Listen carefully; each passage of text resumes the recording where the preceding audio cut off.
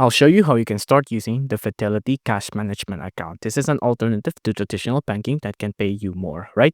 If you want to open a cash management account, you can see you can go to this link up here. You can pause the video and copy it to your browser. But of course, the first way we can start using it is of course to open an account. Now on opening account, it'll load up here. Now pick if you're already a Fidelity customer, yes or no. If no, click no. If yes, then yes. But if no, you will have to confirm your identity and employment information.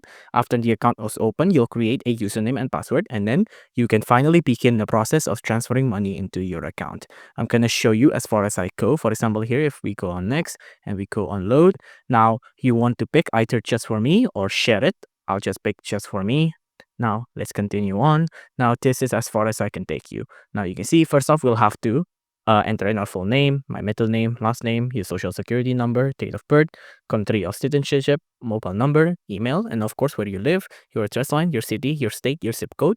But as you can see, from here and on out, the directions are pretty clear, so I'm pretty sure you won't need my help for this. But just go to this website, click on sign up, either if you already have a Fidelity account or not. If you don't, sign up.